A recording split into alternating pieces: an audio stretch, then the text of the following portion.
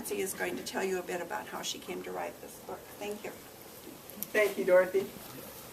Can everybody hear me okay? I'll try to speak up, and hopefully it'll work for everyone. I do thank the library and the Arts Council and the Literary Club for giving me the opportunity to have this book talk and book signing today. And I look out here and I'm amazed at the relationships that are here. I see school family, fellow teachers. I see church family. I see family. I have my sister Ann, my sister Gail back there. I think my sister Janet is going to be coming shortly, and my dad, who's trying to hide over there, George Blair. I have my mother-in-law, LaVon Remington, and my sister-in-law, Anita, and of course Galen. And a couple of aunts there. I have a couple of aunts here, Aunt Frances and Aunt Jenny, and Aunt Mary right here. Yeah, Uncle Don. My niece Amanda and her husband. My newest nephew-in-law, Nathan. Cousins, other relatives, people, just friends and acquaintances. And I'm just so thankful that all of you are here. When I wrote this book, one of the biggest lessons, and this is, my faith has made me whole. One of the biggest lessons that I learned was to open up to others and to share what I was going through with others. And this is just one more example that God was telling me, write the book and share it with others. And there's a poem that I included in one of the first chapters that I want to share with you to begin with. I wrote this poem back in September of 1998. I wrote it for my school family, but it's for all of you that are here today. It's called The Gift of Friendship. I appreciate the little gestures of friendship that I receive. Some of you are so good at giving hugs and smiles, and others of you greet me with a cheery good morning. Others help me to laugh when I am sad inside. Still others bring me chocolate and just stop to chat a bit. Underneath these expressions of friendship, I feel the prayers and love and unspoken comfort that my spirit needs to heal. And I am so thankful for friends such as you.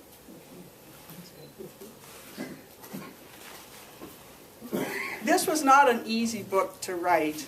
My mom was diagnosed with dementia in January of 1995.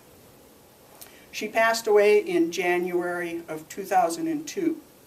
In 7 years, Dad and I and others took care of Mom. We took care of her at home. I started to write the book after I retired from teaching. And I took the first couple months off after I retired just for me, just to go out and hike Bear Butte and kind of relax.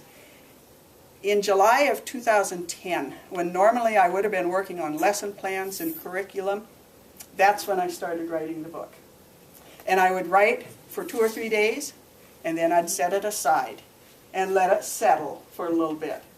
2 weeks later, I'd go back to it and write some more. And that's kind of how it went. I didn't start with page 1 and go to the end of the book. I jumped into the middle of my emotions. The two most emotional parts for me were when I was sitting with Mom when she took her last breath. And so I wrote, that was the first thing I wrote. I wrote 3 paragraphs about that. That became the very first part of the book. That's how the book starts out. I thought it was going to be at the end, but God had His own plan for this book. It wasn't up to me. And then I wrote the 3rd chapter. The second most emotional part for me was the anger that I dealt with. In 1998, I found that I was filled with anger. And those of you that know me, I am not an angry person, but I found that I was to the point that I wanted to explode with anger. And I talked with my pastor, I talked with my school family, and I realized that anger and fear are very close related. And once I recognized that, I confronted my fears, which was the fear of losing Mom, the fear of not being in control.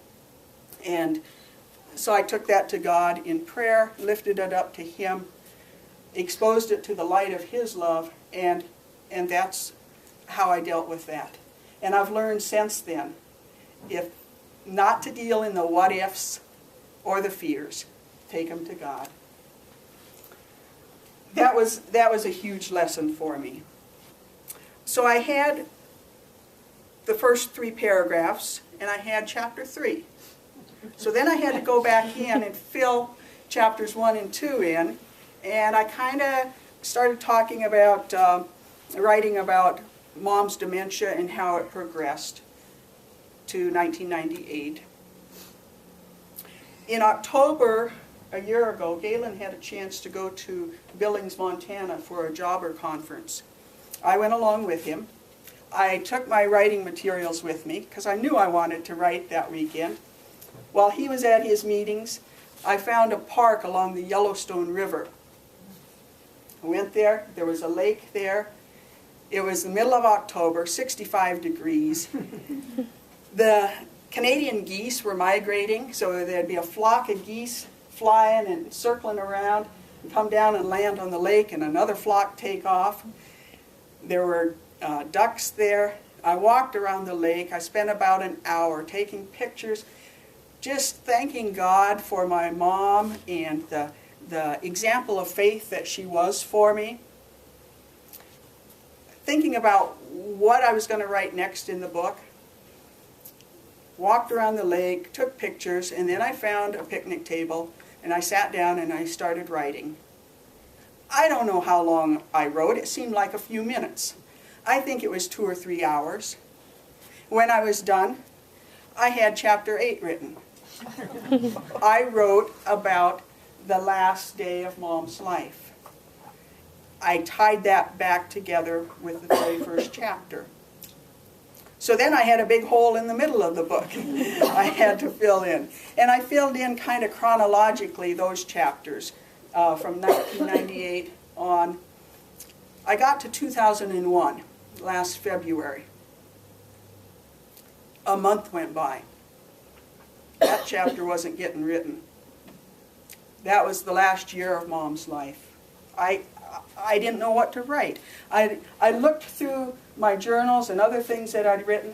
I didn't have much there. How do you write a chapter that you don't have much on? So one night I woke up and I thought, you know, a picture is worth 1,000 words. So the next day I went to my photo album and found 2001. And there were the stories, there were the pictures, and it was a time of family coming home and spending time with Mom.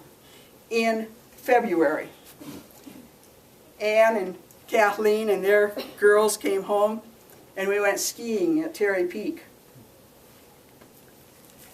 It was a fun, fun day. Birthday. It was also Amanda, 22-year-old Amanda here, it was her 12th birthday. We celebrated her birthday with chocolate cake and ice cream. Can't get any better than that. And Mom was in the background watching everybody, taking it all in.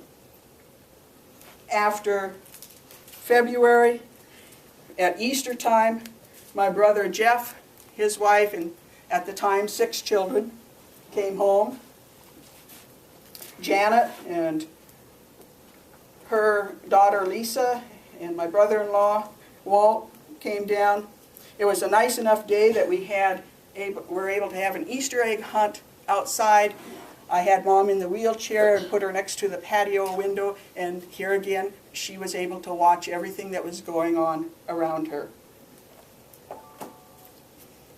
My niece Adelie was 6 years old at the time, And one morning she saw me feeding Mom breakfast.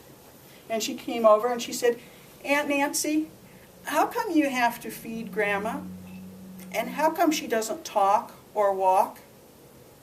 And I said, "Well, do you remember when Eliza," and Eliza was her youngest sister, was 15 months old at the time. I said, "Do you remember when Eliza was a little baby, just a new baby and couldn't walk or talk?" And she said, "Yeah." And I said, "Well, Grandma is kind of like Eliza. Grandma's getting ready to be born into heaven." And that's the way I looked at it. And Adelie reached over and patted her Grandma's hand and said, "Oh, such childlike faith."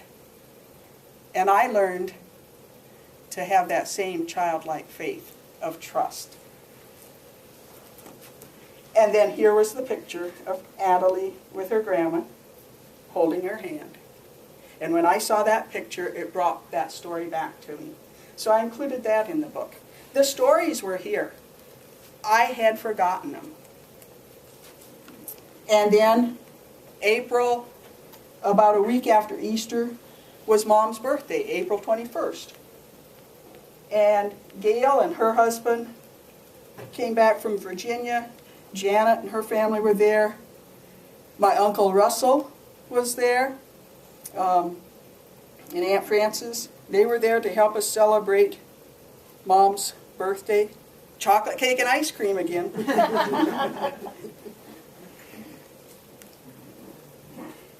Then in June, my sister Mary Beth from Arizona came back. We hiked Crazy Horse, Galen and I and Mary Beth and Greg Owens. It was a misty day, but another time of family being home. One evening, we went over and toured the round barn over there next to the National Cemetery that one of my great uncles had used as a sale barn, had built. We had an impromptu game of kickball in the orchard. Got Dad to run the bases. My Aunt Mary and Uncle Don were there. Just more family time. And so the stories were there. And after I looked through here, August was Dad's 80th birthday. We had a chocolate cake and ice cream at the Spearfish Park and celebrated his 80th birthday there. So it was a time of family coming and going. I looked at the pictures. The next day went to the computer and wrote that story, or that chapter. It was there. I just needed to be reminded of the love and the laughter. Family time. I thought I had the book pretty well written then by the end of March. And April came around, April 21st, Mom's birthday. I gotta hike Bear Butte. It's just there. I've got to do it. So I go out and I hike Bear Butte, and it was just really a neat hike. I saw some purple crocuses, which were Mom's favorite. I hiked a little further, saw a bluebird. Mom so much appreciated nature and all of God's creation. And I made a little 8-inch high snowman on the north side of the butte where there was some snow. I got to the top. I was thanking God for my mom, for my family. You know, there were times when I was growing up in a family of 9 that I wished I was an only child. But I'm here to tell you that family is very precious. I appreciate them all so much. But I get down towards the bottom again, and here's a marmot, a woodchuck, scurrying up the trail towards me. And I got home and I thought, you know, this has to be the last chapter. And so chapter 9, I titled The Abundant Life. And I want to read the last paragraph that I have there. What a beautiful hike it was. What a glorious day. As I reflect on the years since Mom died, one thing is certain. The Lord has filled the empty places in my heart with His love, peace, and joy. He has blessed my life abundantly. Amen. I don't feel like I need to talk much more here, but if anyone has any questions, I'll take a few minutes for questions, and then I'm going to start signing books. Any questions? How old was your mom when she died? She was 79.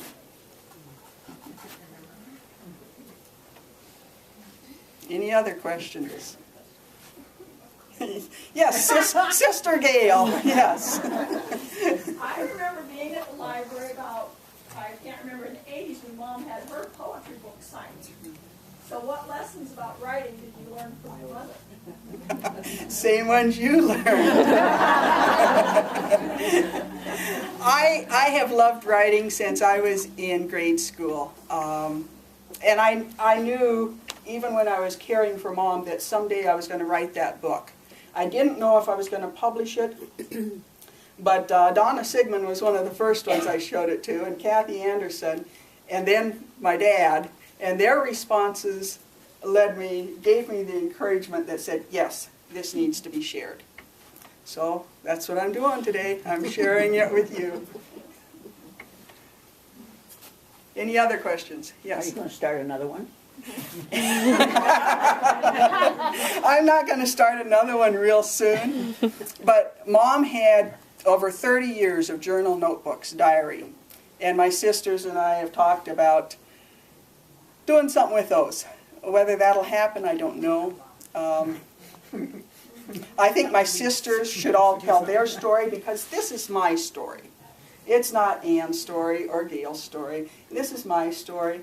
So I think they should write their story, and then we can work on something else.